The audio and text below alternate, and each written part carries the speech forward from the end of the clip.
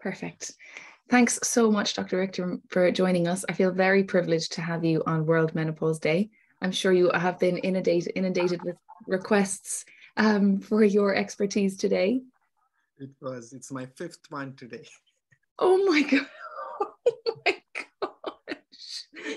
It always happens on the 18th of October. It's a crazy day. I often take a leave on that day. Wow, that's pretty impressive. It's only my second of the day, but still what we're doing is the most powerful thing, which is educating people about essentially something that happens to 100% of women, if we're lucky enough to live that long. And yet the information around menopause, perimenopause, the symptoms associated with are so confused, unknown. So many stories that we hear of people retrospectively analyzing their life events, whether it's tumultuous relationships, whether it's confusion, lack of confidence, loss of identity. All of these things are compounded with the typical time in life where we have responsibilities of children, of older parents getting older, of huge burden on our careers itself. And so that really compounds the issue of not feeling yourself and not feeling like you have control. So it's wonderful to introduce you tonight as a really world-class expert. I've heard you speak many times before. The last time I met you was in Houses of Parliament, which is a very impressive display of just education and how to not just educate, but create change. And I think that's part of our mission at Hertility, is not to educate, but to create change. And actually there's no easy way. That no bit of information is actually too easy for everybody. We can very often underestimate just how little the majority of people know about their own bodies, about their cycles. I feel hopefully we're moving to a transition, and I'm very optimistic for moving into a phase where we are a generation of people that are definitely wanting and expecting to know more about our own bodies. The information is there. It's sometimes hard to find. Sometimes that it's part of what we built with Hertility was the ability for somebody to have access to all of the answers, to be able to access a thorough triage in their health, a test that helps them understand where they're at. And to us, we've now had 99,000 people do our virtual health assessment, which is a lot of people. And what we've learned from that is, while the recent decision for the government to support women 45 and up in testing their reproductive hormones to see what stage of perimenopause they're in, or menopause, we really salute that. But we went back to our own data and we said, what percentage of women who would not qualify? So what percentage of women would that not serve? And therefore we looked at how many women had perimenopausal symptoms under the age of 45, and it's 25%. So this is a significant number of people for whom waiting will not help. So, and you know, this is my thesis on things is never guess, you should always know. And moving away from general trends and statistics, I think is very important. So personalized medicine is something I've always felt really strongly about. And it's something that you have been advocating for a while too. I'd love if you could let our viewers know a little bit about your background and experience. It always sounds better from the person themselves rather than being read as a bio. Thank you, Helen. So thank you, first of all, for hosting this on the World Menopause Day. So it's fantastic to be joining the Hertility team on a webinar. And of course, the second thing is it's important because it does spread out important messages about educating women about menopause, what they can do and what options there are out there they can access. My name is Vikram Talaulikar. I work at UCLH, which is my primary NHS clinic. We have a large menopause and premature menopause service at UCLH, and we look after women who have menopause due to various reasons, whether it's natural or it is medically induced menopause. I'd also work in the private sector for Menopause Clinic London, which I founded with my co-founder, Professor Menyonda, about 5 years ago. But really, that's the reason why I'm here today speaking about menopause. Great. So what we usually do is we're going to share just some slides so we can just get everyone on the same page. So if you're happy to share your slides and just give us a walkthrough, and then what we'll do is, unless you want me to share. I'll share the screen so that I can hold the control of the slide. Great, that's easier for you and me. Then you will hopefully. I'm here as a backup. What's interesting is the history in and around HRT. We know that while we think about hormone replacement therapy, actually the history of it started in the 1960s and had real high popularity in the 1990s. But this is something that you're definitely going to talk about. But the first clinical trials on HRT and chronic postmenopausal conditions were started in the US in the 1990s. But after the announcement of the first results of the Women's Health Initiative in 2002, these which showed that HRT had a more potentially had more detrimental than beneficial effect, the HRT use dropped. And so the negative results of this study have still to this day really had a detrimental effect to and had negative consequences for women's health and quality of life. So hopefully you're here to teach us a little bit about why we should not necessarily believe that study and give us more evidence behind the truth of modern HRT. Thank you. So I'll try to keep it as short as possible. You might find I rushed through some of the slides. That's because we've got an hour and I want to take questions if possible, as many of them at the end. But if there's a particular slide or a particular issue you want me to elaborate on at the end, then just feel free to stop me, let me know at the end. Great. So we're going to dive straight into managing your menopausal transition. And again, this is general advice, not specific to somebody's specific clinical situation. So let's crack on. Well, why are we talking about it today? I've told you about myself. So the first thing is when and why menopause happens. What are the symptoms and the long-term health issues? Why menopause has been in spotlight in the last few years? And what are the different management options relevant to the symptoms or the long-term health? Evolution of menopause.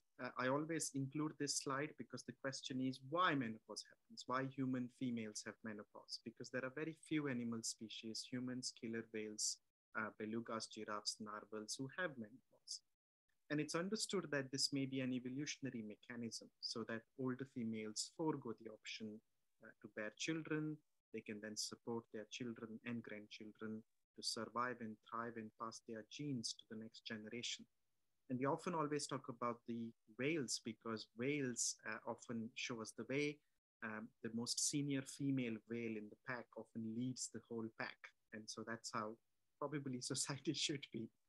So there is still plenty of research that's needed, though. These are theories. And so as we research more, and that calls for more funding for menopause research in future, we will hopefully know why this mechanism exists.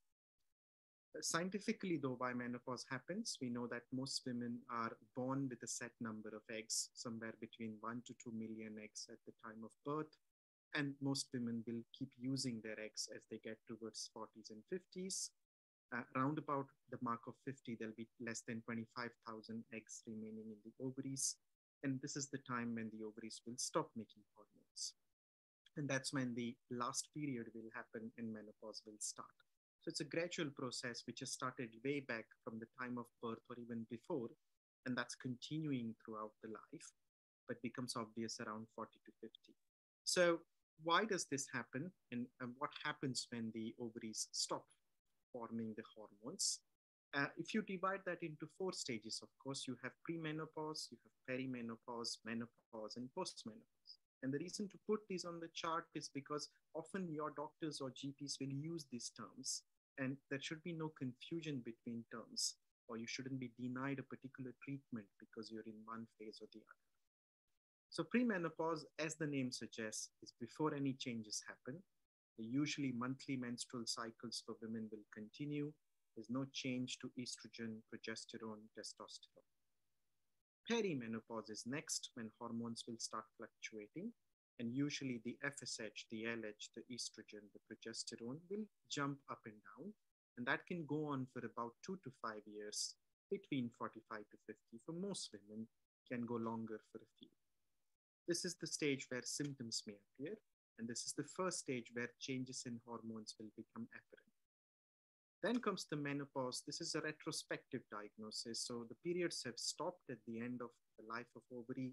No more estrogen is being produced actively. 1 year of stopping periods is considered to be the point where menopause has happened. It's always retrospective.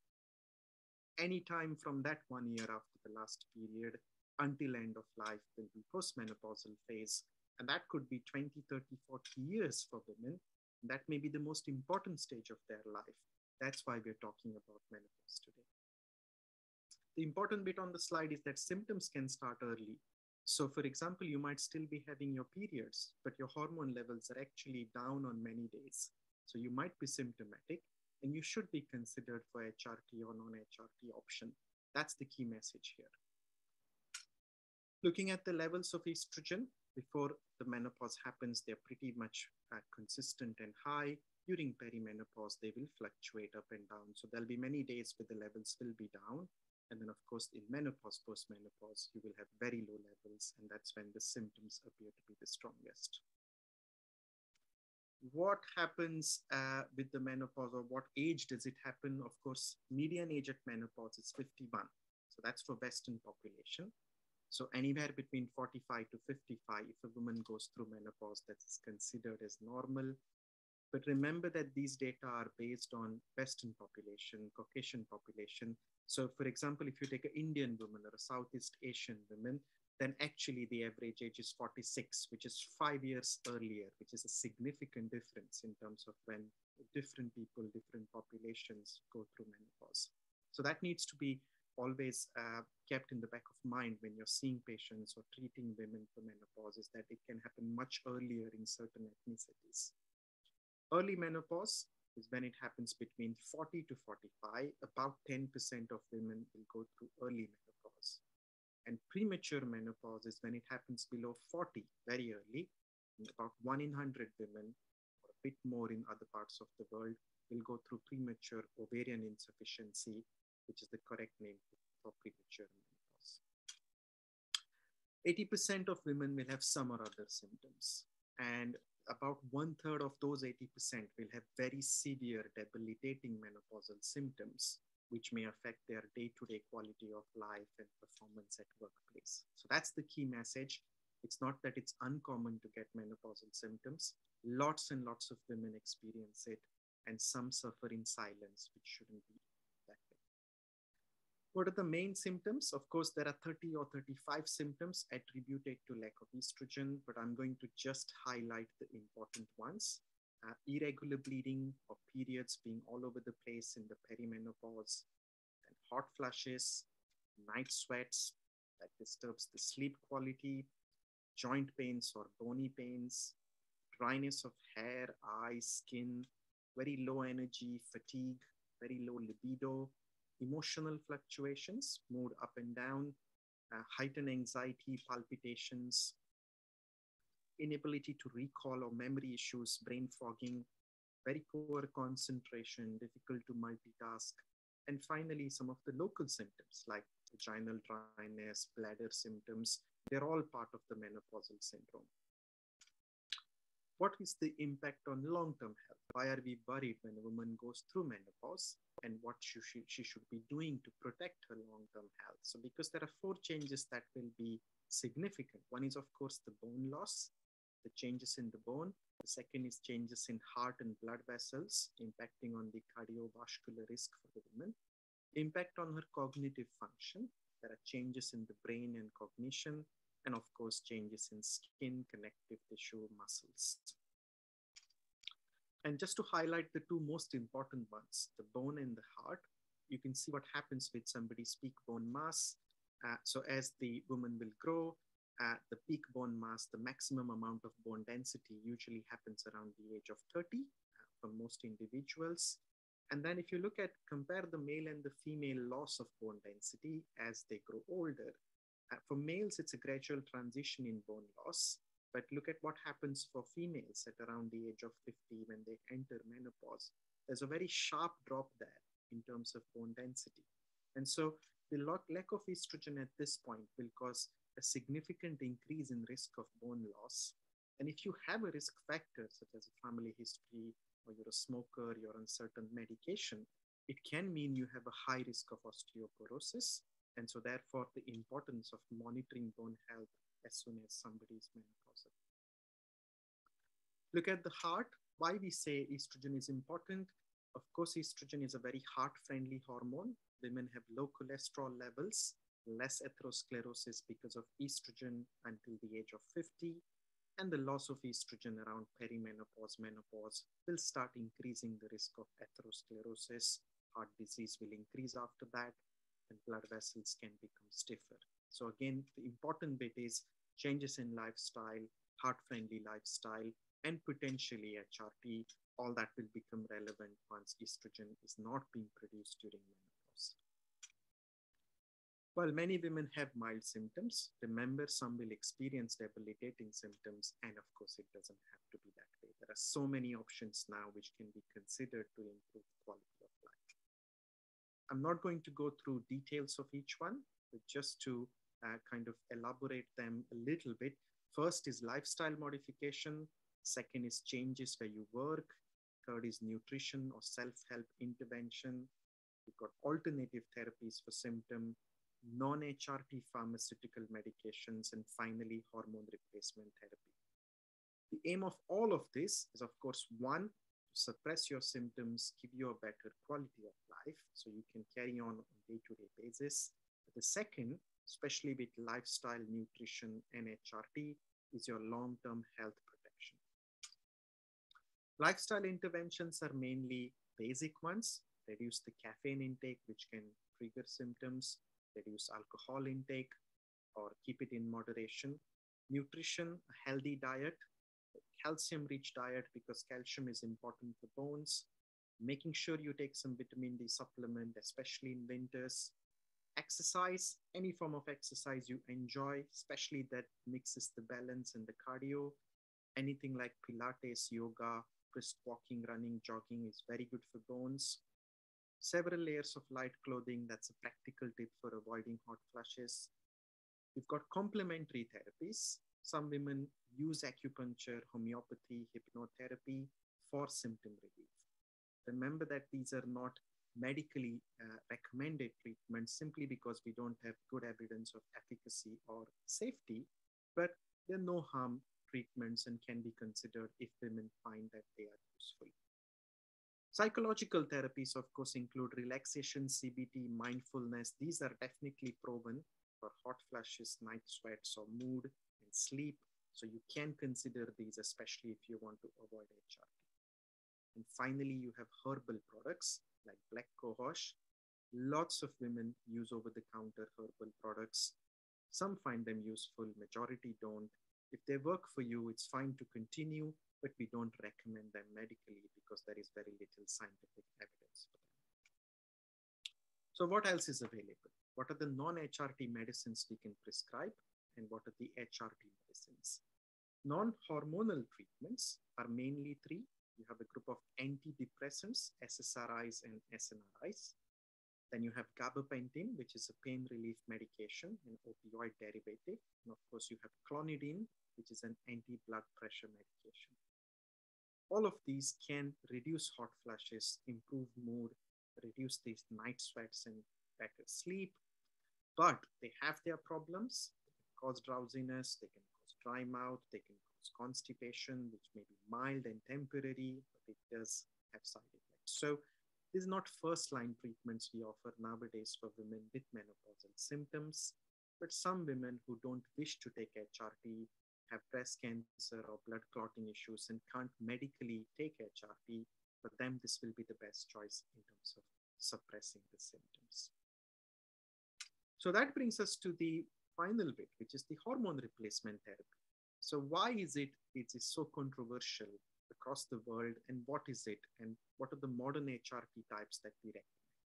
So of course, hormone replacement therapy for menopause is replacing estrogen, progesterone, and testosterone hormones, depending on individual symptoms and scenarios. As Helen mentioned at the beginning, we are here because of two landmark studies that were published in the US and UK in 2002-2003. There was the WHI study from the USA, which was comparing HRT to placebo. It was a big randomized controlled trial. And you had the observational study in the UK with the Million Women study, again looking at long-term use of HRT. And both studies published their results and created quite a lot of negative press and publicity for HRT. because they concluded that HRT causes breast cancer, heart disease, and stroke. What happened as a result of this is you can see the HRT prescribing collapsed around the same time, around 2003. So while the prescriptions were going up because women were finding HRT beneficial, 2002, 2003, there was a crash in prescriptions. No health professional was feeling confident to prescribe HRT. As an indirect effect of that, look what happens to use of antidepressants. As the blue line comes down, which is the prescriptions for HRT, around the same time, the number of antidepressants being prescribed and used goes up and up and up. Of course, these women were suffering from symptoms, but had no easy access to HRT. So all they could get at that point was antidepressants, which was not right. But now we've changed. We've got more data since 2003. We've got plenty of more studies. We've got different forms of hormones. And of course, NICE put out its guidelines in 2015 and said HRT is not a danger as it seemed 15 years ago. Most women will benefit from HRT and the benefits outweigh the risk. And most hormones we use now are much different from the ones that were used in 2002, 2003. So what are the hormones we use and why are we saying HRT is safer than it was in, say, 20 years ago? So estrogen is the key hormone. We know that this is the main hormone that gets rid of the symptoms and improves your energy and overall well-being. It protects the bones, prevents osteoporosis, it protects the heart. If you take HRT within first 10 years of your menopausal transition, it reduces your risk of heart disease. And of course, it improves memory or cognitive symptoms like brain fogging or sometimes not being able to multitask and concentrate.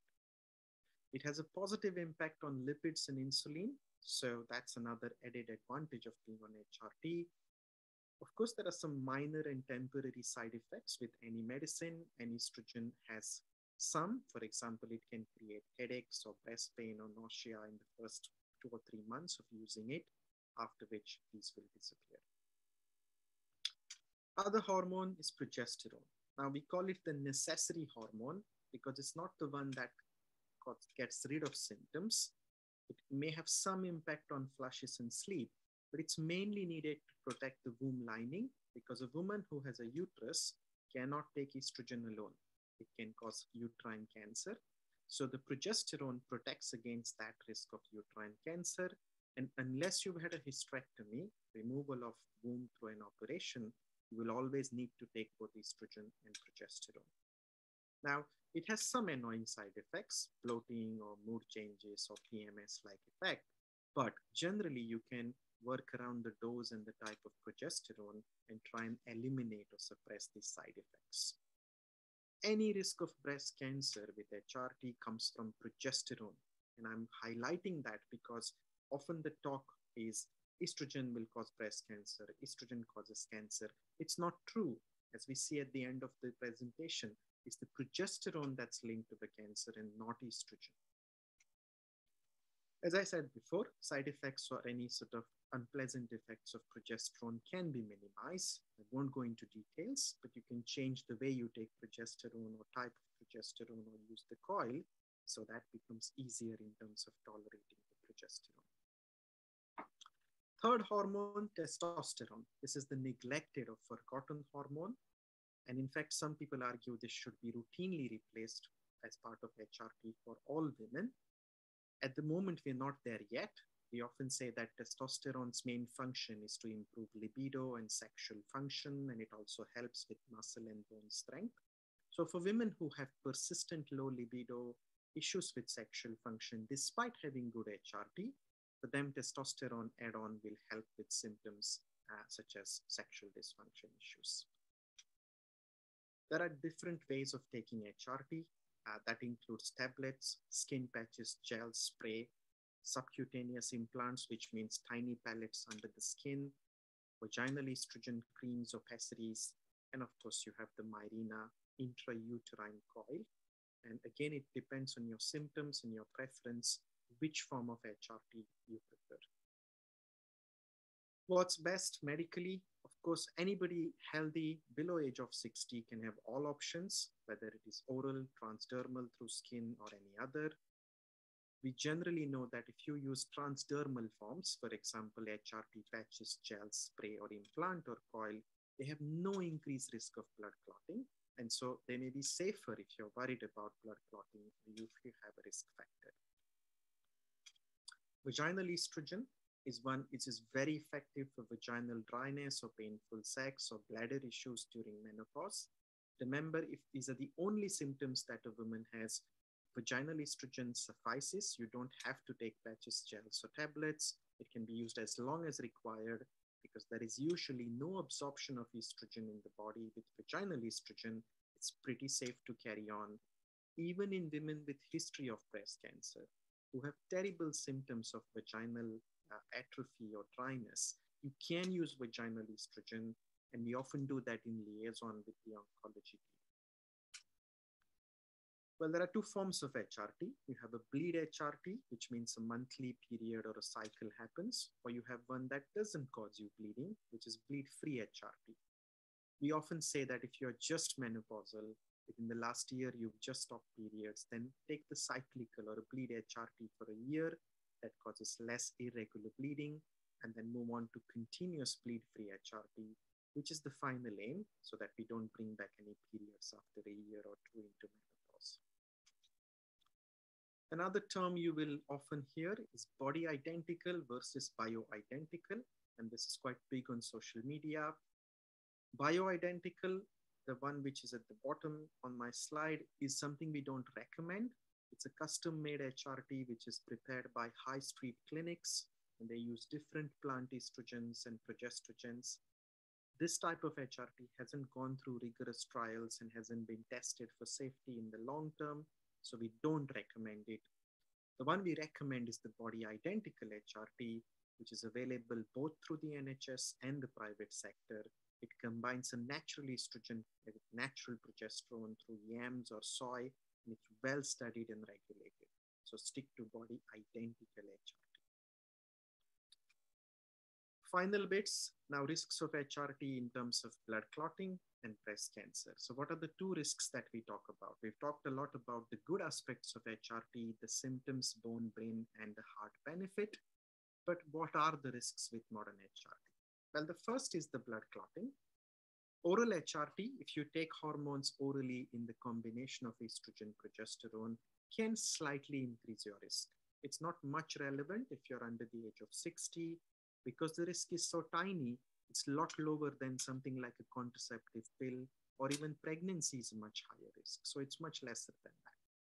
But if you have a risk factor and want to avoid the blood clotting risk, you have patches, sprays, or gels. They do not increase any risk of blood clotting. And the same applies for the stroke.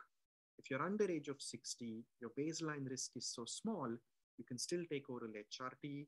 But if you've got risk factor, you can eliminate any risk of stroke from HRT by taking a patch, gel, or spray, or a transdermal form of HRT.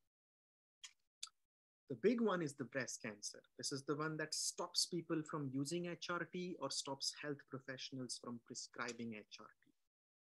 And I'm going to talk about few lifestyle factors and put it into perspective. So if you have 1,000 women between 50 to 59, and you follow them up for 5 years, how many cancers do we get? In the background, you have 23 women getting breast cancer. That's the general background rate in the UK for 5 years following 1,000 women. Now let's look what happens with HRT. So if you have combined HRT given to these women, these 1,000 women taking it for 5 years, you will have additional 4 cases in addition to the 23. Now that 4 in 1,000 is a tiny increase in risk. But of course, it's for the individual to decide whether this is a high risk or a low risk for them. If you take estrogen only HRT, and that's the one that we give after hysterectomy without a womb, then you can look that there are less number of cases of breast cancer being diagnosed. In fact, you have 4 less cases diagnosed. So if you take estrogen only, you could argue you reduce your risk of breast cancer if you're on estrogen only HRT. That's a big statement, because remember that estrogen has always been blamed for cancers. If you look at other lifestyle factors, you look at the third and the fourth line, again, less risk with estrogen alone. The fourth line says if somebody is taking the pill, it's the same risk as the HRT. We don't hear so much about the pill being blamed for breast cancer, but we hear so much in the press about HRT and breast cancer. You look at 2 units or more of alcohol per day, 5 more cases of breast cancer. Smoking, 3 more cases.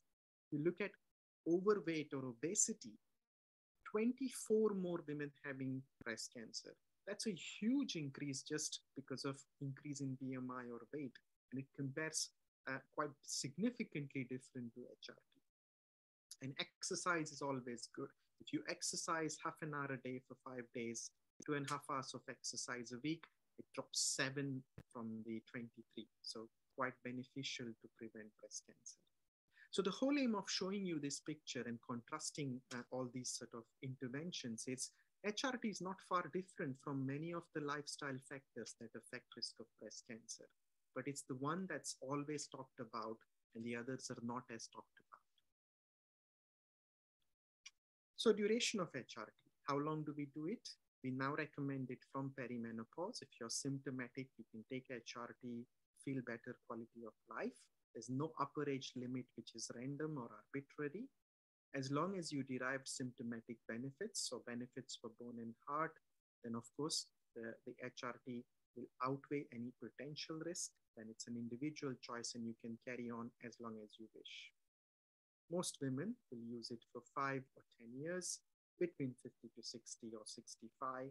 Then they wean off gradually and then stop HRT. But some will carry on into their 70s and 80s. So I think the final sort of words from me is when we see a woman in the menopause clinic, it's not just about HRT. Everyone can choose whether they wish to take HRT or not. What is important is that you should feel empowered and the consultation should be an opportunity so that you can make changes to your lifestyle, your diet, your exercise. That will improve your health for the next 30, 40 years. You should get education or information that you're asking for regarding the interventions available in a very non-biased, factful, evidence-based manner. So you can decide what's right for you. And that should include healthy diet, exercise, screening for health problems, bone health, heart health, and other bits, for example, work-life balance, stress, and mindfulness. And of course, hormone replacement, whether it's something that you would want to consider or not based on your individual preference. I think that's the end of my presentation. So I'm going to stop there. Hopefully there'll be plenty of questions from Helen and all of you. And of course, Helen, please feel to join in with your comments, which are equally important here on the webinar today. So thank you very much. Thank you so much for an absolutely unbelievably condensed history throughout, the evolution of the different treatments, but also the different options. As I guess as a woman, you can put yourself in 2 positions. I put myself in the more I read about menopause, the more terrified I am. But more than just terrified, the more angry I am at the lack of research into it. And it astounds me how many millions of lives have been destroyed by this. And I think a total lack of understanding of menopause, of perimenopause, of the timelines. And one of the most interesting things that you said was almost 4 to 5 years earlier, Southeast Asian women are going to go through this. So when we use statistics that are based on a Western population, we do a massive disservice to women all over the world, because at the end of the day, some of the key establishments and trusted entities and governing bodies that talk and make policy and create research around these issues are places in the United States or places in the UK, and many places around the world with huge, enormous populations will look to them for guidance and for clarity and for diagnostic values and criteria. And it frustrates me immensely that more people don't know that there is a huge disparity in hormonal transition and therefore experiences of this hormonal transition, depending on what your ethnicity is. That's billions of women for whom an average statistic just doesn't serve. In fact, it harms. And then the other aspect of it is the harm of just misperceived research and premature research and poorly, poorly communicated research. And we know this is true of so much scientific research and clinical research, that once it becomes politicized and there's an agenda, the lines become very blurred between even the medical community and the patients and for whom it should serve. And therefore, we start to see a real blur between actually the misinformation that spreads down, and we expect it to go to just the patients, but actually it's very pervasive and goes down to the doctors themselves. And so when they don't, in the absence of knowing something about it, they might continue the rhetoric of hearsay. And I think that still exists now when it comes to reevaluating that study on the effect. I have people who are quite vitriolic about the use of HRT. Their instant reaction is to say, I would never put that in my body. And when I question them, because I like to question people and push them and say, wait, why? They'll say, well, I don't know. I've heard it's bad. I've heard it'll give me cancer. And yet what's weird, and this is my first question, what's weird is that we don't have the same associations and negative connotations with contraception and hormonal contraception. And so my first question to you is around progesterone. You clearly demonstrated that actually in the research that has come through, that it is not actually, so when we look at hormone replacement therapy, looking at replacing both estrogen and progesterone, estrogen only therapy has no significantly associated risks. It's the combination of estrogen and progesterone. So we know that it's the progestin that will actually cause that risk. What risk, therefore, is there when somebody's on progesterone only pill from 16 to 26 to 36? It's a difficult one to answer because comparatively similar studies haven't happened and on a very large scale for women who use contraception. The simple answer is, which most people will agree with, is if you're on a progesterone only pill, so far the link with breast cancer is very weak. It's very weak. And that could be simply because the kind of hormone used, the kind of doses used have been limited. You don't have the same range of progesterones which have been studied with HRT for the duration of time with the POP. With the combined pill, again, there is a link with increased risk of breast cancer, but the studies are different. The populations are different. So therefore, comparing one against the other is difficult. All we know is that the risk is increased to a similar extent to the HRT, which is about 14,000. But of course, I think it's, as you rightly pointed out, it's about what do you politicize, what do you blow up as a headline, and what not. HRT certainly has been done this service in that regard, is that the risk is same, but the attention that HRT gets is far, far more. But of course, you also have to see that contraceptive pill prevents pregnancies. Yeah, I know. This is what annoys me is it's a similar risk, yet one of them means reason why it's often gets less attention because it's doing a contraceptive job, while HRT is thought to be something that's way less important sometimes, but it actually isn't. The menopausal symptoms have a huge impact on life. Yeah. And what was shocking to me was to see that graph being portrayed of HRT being prescribed. And when it fell, all of a sudden with this drop, women began being prescribed antidepressants. And that, to me, when we look at the risks, but we look at also the individual conditions associated, the top 3 killers of women are neurodegenerative, cardiovascular, bone density, all 3 of which are the most important factors and detrimental effects of menopause, and a lack of sufficient hormones in our body. And there's an amazing new research paper out from Nature, and it's looking at the changes in our hormones throughout our reproductive phases. So it doesn't look at our hormones, it looks at our ability to create new bone, so osteoblasts.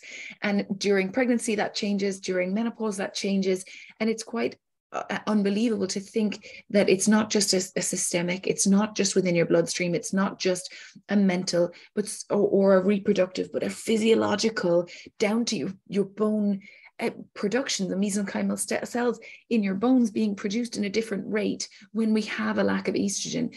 And I think not enough is spoken about the other detrimental effects. And I've said this before, but I think some of the terminology that we use around menopause is also does women a disservice as well. When we talk about brain fog, it's as if somebody's just forgotten their keys. And yet we hear, and you probably hear this every single day, all day, of people's loss of identity, of ability to even formulate words, to make sentences. It has a huge cognitive effect on our brain. We've what twice the number of estrogen receptors in our brain than men, and when we get that depletion, my God, does it have a detrimental effect? And it's not just a fog, it's a severe mental impact that you're having. Same with when we talk about hot flushes. It's like you just had a hot flush, pass me a fan and I'm okay. And in fact, if we were to call these by the physiological effects or the medical effects that they're having, whether it's vasomotor, neurocognitive, cardiovascular, all of these different things, we might actually take it more seriously. And the original definition for menopause being called a hormone deficiency syndrome, I actually think is almost more impactful. It is a deficiency of your hormones that's causing, a syndromic effect in your body. And I think that to me is what we need to start doing in regards to progesterone and our lack of understanding of the lack of studies rather. That's, I think, what fuels my passion to do the research. It's not like we don't have enough study participants. I spoke with somebody last week from a very, very huge pharmaceutical company. It wasn't for any other reason other than they came up to me after a talk I gave, and they spoke about the first trial that was done on estrogen, and they recruited 800 men for the study and not a single woman was recruited. And it meant that when this drug was formulated, when women were put on it, they were dropping like stones with stroke, with all of these complications. And you just think, how is that not even a joke? It's crazy. Anyway, I could talk all day about my frustrations with how women have been misserved in women's health, but I will get to some of the questions because there are a number here. Okay, great. The first is asking, what is the target impact of HRT upon all-cause mortality? Well, HRT, if you have an early or a premature menopause below the age of 45 or 40 and you take HRT, that reduces your risk of early mortality or dying early from various health conditions. It certainly has a positive effect. In terms of using it later on in life, yes, again, you have bone benefits, heart benefits, and therefore you would have a benefit in terms of reducing your early mortality risk because of lots of health conditions. So that's why HRT has come into spotlight, because it has a number of health benefits and not just menopausal symptoms. Also for Alzheimer's, so there's a big study that's just come out looking at the longitudinal differences between taking hormone replacement therapy and not, when compared with some of the markers for Alzheimer's.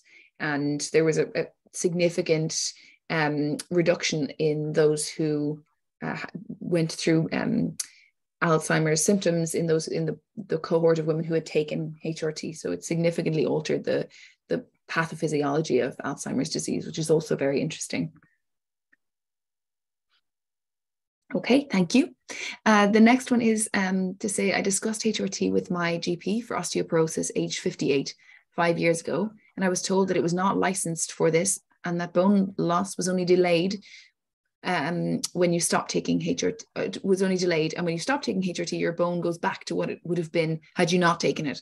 Is this true? As I believe thinking has changed. I believe that a whole generation has missed out. I agree. I agree with that. A lot of women have missed out. If they would have got the choice to take HRT, I think they would have considered that 10 or 15 or 20 years ago. We know that HRT does protect against osteoporosis. And remember that it's not true that you can't take it when you're 58 or 60, because it will still give you benefits for your bones. Currently, though, HRT is only licensed as part of NHS treatment for menopausal symptoms. So if you have menopausal symptoms, then you take it and you get the benefits for bone. But if you don't have menopausal symptoms, you are not advised to take it only for preventing heart disease or preventing osteoporosis.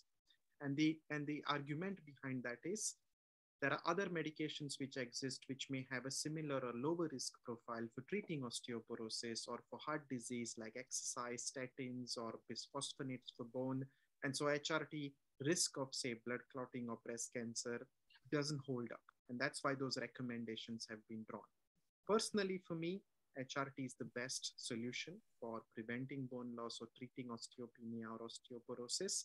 I always prefer it to other medications. But of course, I can't dictate policies. And so therefore, your GP is partly right in saying if you don't have symptoms, only for long-term health conditions, they cannot give you the HRT. However, you could consider possibly taking it on your own through a self-funded route. And I would medically support that. I couldn't agree more. It seems like a very roundabout way of doing things, to say, well, to combat this, you could take this, to combat the other, you could take another, and to combat this, when the actual cause is a lack of estrogen, testosterone, progesterone. And that's, yeah, it seems like in ways the most natural way of doing it.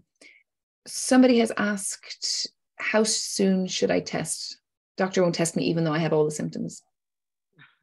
That's always a difficult one. There are always pros and cons of both. Now, if you have symptoms, first of all, it's not necessary you need a test. If you're thinking of HRT, you can go ahead and actually get it. And remember that the test will give you a more sort of information about where you are in the journey, what your FSH, LH, and estrogen levels are, but not necessarily that you have to look at it for treatment reason. If you're interested in doing tests, of course, if your GP wouldn't do them for you, you can do them on your own through a self-funded route.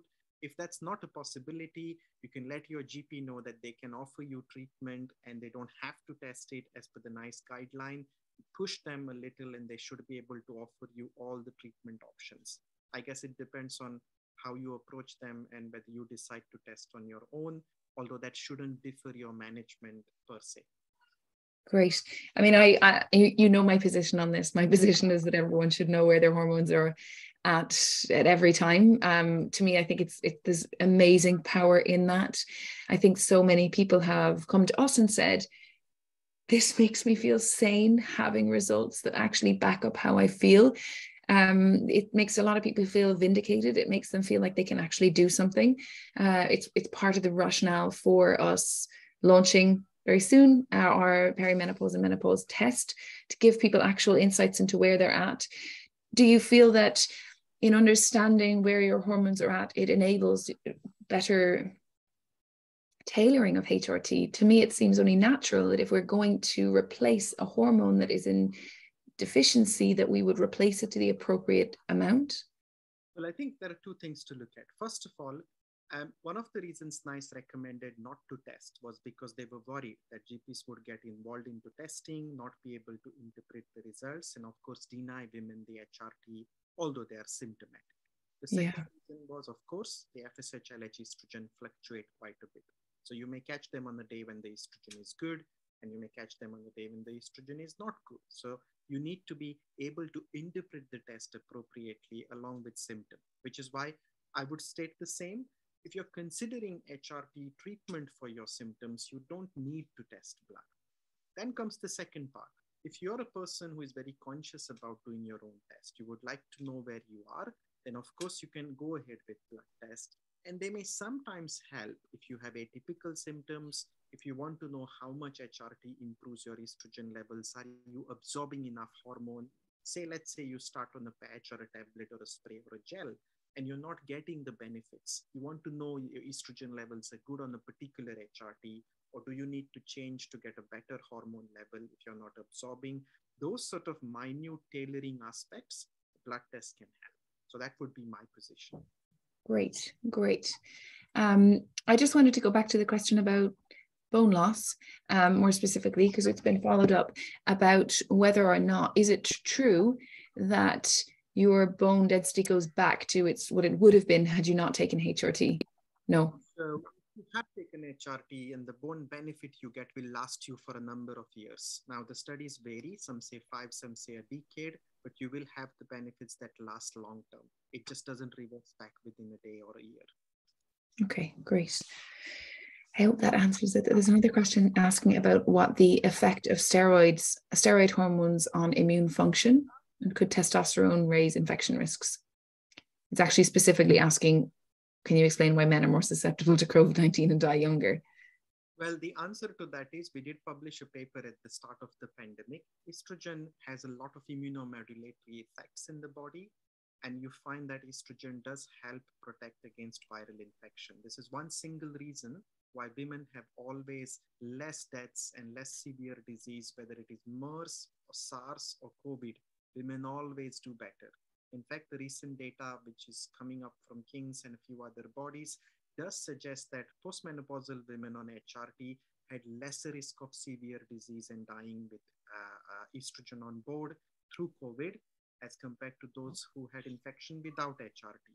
So there's absolutely no doubt estrogen is immunomodulatory, helps fight infection, and will be one of the things to watch out for future in managing viral diseases. We're not there yet, many years away, but I'm sure it will be one of the things that will be thought of.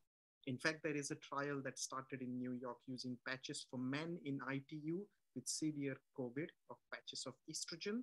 We haven't had results from the trial, but you can see where the thinking is going. Great. That was an amazing answer. I feel really excited about that for some reason. I think estrogen is one of the most powerful chemicals on the planet. And I don't think we can raise enough attention about the impact and the positive impact of sufficient estrogen in our bodies.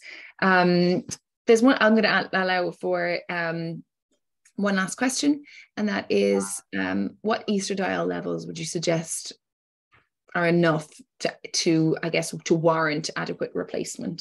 And I know that's age dependent completely. Yes, it depends on your age, your medical background, your BMI, and in terms of how severe you and what type of symptoms you have. Generally, we say that if you're on any form of HRT, the younger you are, the more estrogen you need. So for young women, somewhere between 300 to 500 picomoles is considered as something that should suppress all symptoms, protects bone and heart in the long term. If you're above age of 50, getting into 60s, then you need less, and generally somewhere about 250 to 300 picomoles per liter should be something that we aim at. But remember, everybody is different. You'll have women at 200 picomole with no symptoms, and you'll have women at 800 with symptoms. Everybody is different, which is why you're not getting what you want from your HRT. That's when we recommend having a blood test so we can see what levels you're on and maybe tailoring your dose to see what level your symptoms get better. Amazing, amazing. Thank you so much, Dr. Vikram. I know you are on a huge mission to educate so many people. You are so active, and I have so much huge respect for your ability to take the literature, to decipher it, to tell it to as many people as possible. We would love to continue the conversation, and maybe we'll have a series of menopause webinars as we start to get more information and data and continue our research into the progression from premenopausal to to postmenopausal. And I think hopefully we can do some amazing collaborations that help us to start to answer some of these questions that we just don't know, and hopefully give people answers that affect them on their day-to-day lives and move away from the generalized approach. But thank you so much for giving us your time this evening, especially on such a powerful day with World Menopause Day. And if anyone has any other questions or would like to get in touch with Vikram directly, we'll be able to email you some details about how you can get in touch with him and see him at his clinic. Or should you wish to have a fertility test, please do let us know, and we can send you on details of that, or go to the website. Thank you so much, Dr. Vikram, and we'll see you soon. Thank you for having Thanks to everyone for joining. Everyone for joining. Thank you. Valuable time. Thank you so much. Bye-bye. Bye.